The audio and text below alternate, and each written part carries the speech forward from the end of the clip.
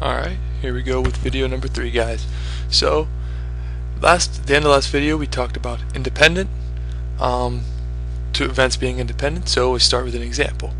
A die is rolled and a coin is flipped. What is the probability of a 5 and a tail?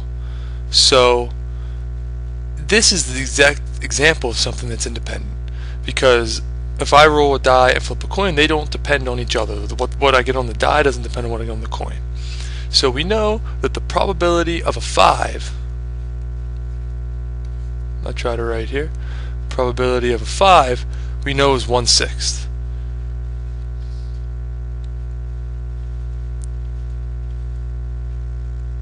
Right?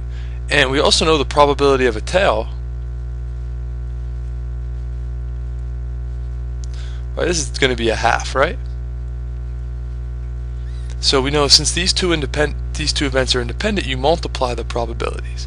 So the probability of a 5 and a tail is going to be the probability of a 5, which is 1/6, times the probability of a tail, which is a half. And when you multiply those, remember we multiply fractions, multiply the top, 1 times 1 is 1, multiply the bottom, 6 times 2 is 12. So the answer to this is 1/12. So that one went pretty well. Now another example, more complicated example. There we go. Getting better at this and typing stuff out ahead of time. A box contains 10 marbles. 4 of them are red, 3 are blue, and 3 are green. Now these marbles also have numbers on them. 2 of the red marbles are labeled 1, 1 is labeled 2, and 1 is labeled 3. 1 blue marble is labeled 1, 2 of them are labeled 2. 1 green marble is labeled 1, and 2 are labeled 3. A picture of the box is sketched below. So here we got a red 1, a red 1, a red 2, a red 3, a blue 1, a blue 2, a blue 2, a green 1, a green 3, a green 3. So this example has 4 parts. A. What is the probability of drawing a red marble? So let me clear it to a different board. So if I go back, look at the box. So we want to know the probability of drawing a red marble. Well, there are 10 marbles and there are 4 red ones. This is just like before. We know the answer to A is just 4/10, which we know is just 2/5. Cancel a 2 into both. Right? That's A. Let's clear that. So go to B. What is the probability of drawing a red 1 followed by any green marble if we assume the first marble is replaced after it is drawn? Okay, now when you replace the marble, we're also assuming that the box is mixed, so it's totally random. So we want to draw a red 1 and then a green marble. So if we think about this, we want to draw a red 1 and then follow with a green. And since we're replacing the ball, these draws are independent. Again, assuming we shuffle and that the whatever marble we pick is random, these are independent. The probability of drawing a red 1, if we look up here, there are 2 red 1s out of 10 marbles. So the probability of drawing a red 1 is 2/10, which is 1/5. Times, now the times because they're independent, we want to know the probability of drawing a green ball. Well, we look, there's 10 balls, there's 3 green ones. So probability of drawing a red 1 is 1/5. Then after that, drawing a green ball, probability of drawing a green ball is 3/10. So you multiply these and you get 1 times 3 is 3 over 5 times 10 is 50. Right? And this is the answer to part B. So let me clear this. Let's go back, look at part C. It's the same question as B, but the order doesn't matter. So let me go. So we look for part C. So what we're saying here is you could draw a red 1 and then a green, or you could draw a green and then a red 1. Either of these are good. Right? This order doesn't matter. I'm taking 2 draws with replacement, and I want one to be a red 1 and one to be a green. I want to find the probability. Well, notice that these 2 events, this event 1, this event 2, that these are mutually exclusive, because if I draw a red 1 with my first draw, I did not draw a green ball with my first draw. So these, if I draw a green ball, second draw to not draw a red one. So these are mutually exclusive and they cannot both happen at the same time.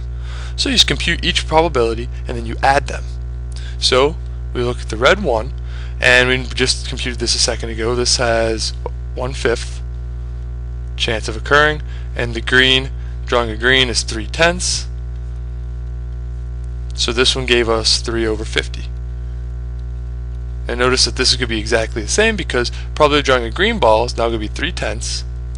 Drawing a green ball first, then drawing a red ball second is going to still have a probability of 1/5 because we're replacing and with replacement. So this is going to be 3/50.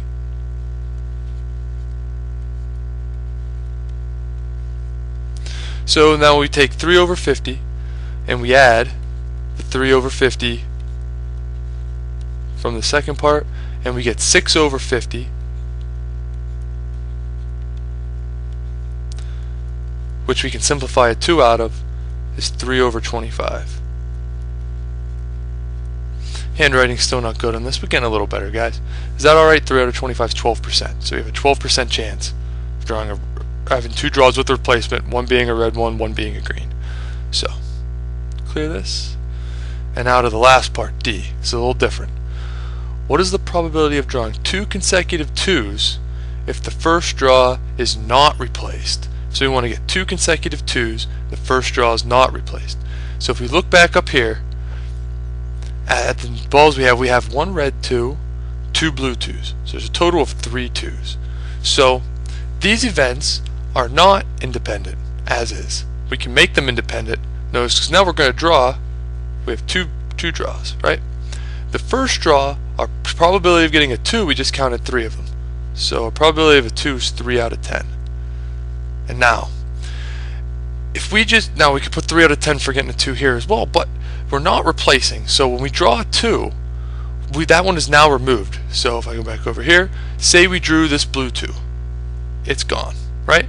And now when we draw for our second draw, there's only 2 balls with a 2 on them out of 9 total balls.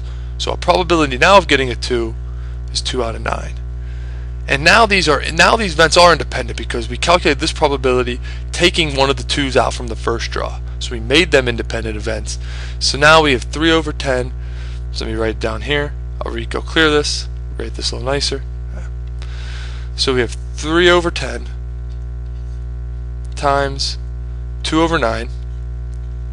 Remember, we can cancel, giving us a 3 here. We can cancel, giving us a 5 here. We have a 1 here, 1 here. So you multiply, 1 times 1 is 1, and on the bottom you get 5 times 3 is 15. And that's our answer to part C. Okay. So class, that is the end of what we are doing with probability. We will start algebra with our next class on Tuesday during our live session, but until then, I'm not going to start algebra now, almost the end of this video. So I'm done. Have a good day, guys, and I'll see everybody in the live chat on Tuesday.